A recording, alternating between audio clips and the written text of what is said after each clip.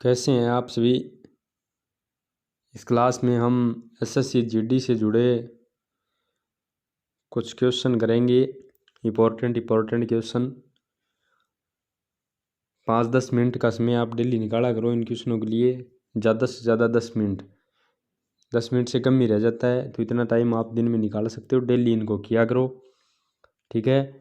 यहाँ से न से ही कहीं और से भी, मतलब डेली 10 क्वेश्चन कोई ज़्यादा नहीं होते, 10 मिनट का टाइम कोई ज़्यादा नहीं होता, तो आप इन पर गौर किया करो। एसएससी जीडी से जुड़े ये बड़े ही इंपॉर्टेंट क्वेश्चन है, ठीक है।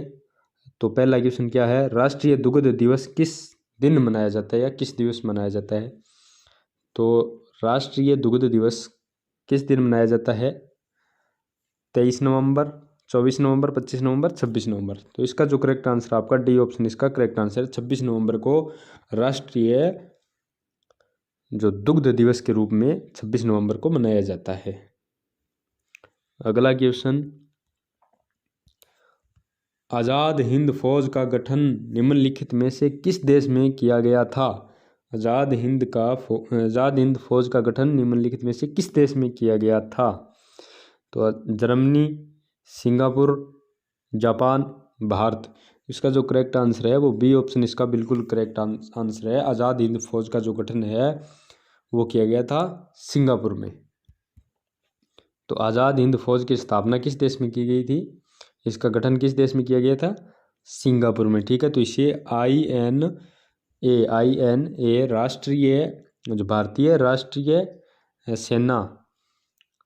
राष्ट्रीय सेना के नाम से भी जाना जाता है इसे, INA। और इसकी जो स्थापना की हम बात करें तो 1942 के अंदर ब्रिटिश शासन से भारतीय स्वतंत्रता हासिल करने के लिए 1942 में की गई थी इसकी स्थापना। और ये INA जो है ये एक जापानी साम्राज्य के समर्थन से प्राप्त थी। और यहाँ इसका नेतृत्व किसने किया? नेतृत्व सुभाष चंद्र बोस ने किया, ठीक है। अगला क्वेश्चन क्या कहता है, पेशवा ने निम्नलिखित में से किस संधि के माध्यम से अंग्रेजों के साथ सहायक गठबंधन स्वीकार किया? पुरंदर की संधि, बेसिन की संधि, सालबाई की संधि, सुरजी अर्जुनगांव की संधि। बेसिन की संधि इसका जो करेक्ट आंसर आपका बी ऑप्शन इसका करेक्ट आंसर है। तो ये जो बेसिन की संधि है ये 1802 की है। 1802 के अंदर पेशवाओं ने ब्रिटिश सरकार के साथ एक जो सहायक संधि की, बेसिन की संधि, और उसमें उन्होंने क्या किया, ब्रिटिश के साथ जो सहायक गठबंधन है उसको स्वीकार कर लिया।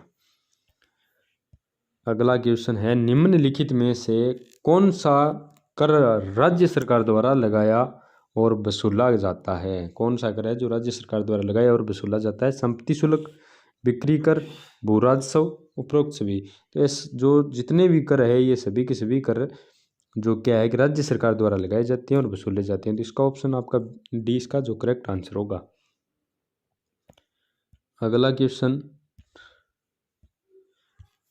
बाघों, तेंदुओं और भालुओं को आश्रय देने के लिए जानने वाला ताडोबा राष्ट्रीय उद्यान किस राज्य में स्थित है? ताडोबा राष्ट्रीय उद्यान किस राज्य में स्थित है? महाराष्ट्र, कर्नाटक, तमिलनाडु, असम। तो इसका जो करेक्ट आंसर आपका वो ये ऑप्शन इसका जो करेक्ट आंसर है। बाघों, तेंदुओं और भालुओं को आश्रय देने के लिए जाने वाला ताडोबा जो राष्ट्रीय उद्यान है वो महाराष्ट्र के अंदर है, ठीक है। इसका जो अगला क्वेश्चन हम देखें, अगला क्वेश्चन क्या है, अपटानिस जनजाति किस राज्य में पाई जाती है? अपटानिस जनजाति किस राज्य में पाई जाती है? हिमाचल प्रदेश, अरुणाचल प्रदेश, नागालैंड, सिक्किम। इसका जो करेक्ट आंसर आपका बी ऑप्शन इसका करेक्ट आंसर है, अरुणाचल प्रदेश। अपटानिस जो जनजाति है वो पूर्वोत्तर भारत के अंदर अरुणाचल प्रदेश में पाई जाती है। अगला क्वेश्चन है, बल एवं वेग का गुणनफल कहलाता है। ये तो साइंस का SC का क्वेश्चन आ गया, ठीक है, GS का, ठीक है, जनरल साइंस का क्वेश्चन है। बल एवं वेग का गुणनफल कहलाता है। बल गुणा वेग शक्ति होगा, ठीक है। बल और वेग के गुणनफल को शक्ति कहा जाता है। P बराबर F into V, P power शक्ति, F बल फोर्स, V वेग, ठीक है। अगला क्वेश्चन देखें।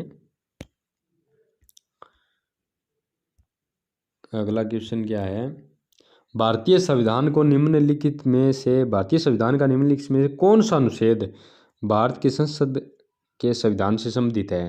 भारत की संसद के संविधान से संबंधित कौन सा अनुच्छेद है? अनुच्छेद 79, यानी 79 नंबर जो अनुच्छेद आपका वो भारत के संसद से संबंधित है।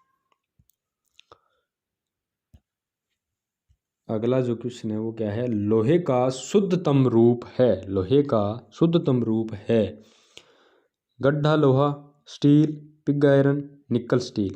तो इसका जो शुद्धतम रूप है वो गड्ढा लोहा है। ठीक है, गढ़ा हुआ जो लोहा होता है वो इसमें सबसे शुद्धतम रूप होता है लोहे का।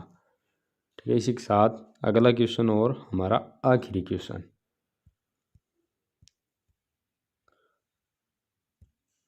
वॉशिंग मशीन का कार्य सिद्धांत है। ये फिर साइंस का क्वेश्चन आ गया। वॉशिंग मशीन का जो कार्य सिद्धांत है वो क्या है?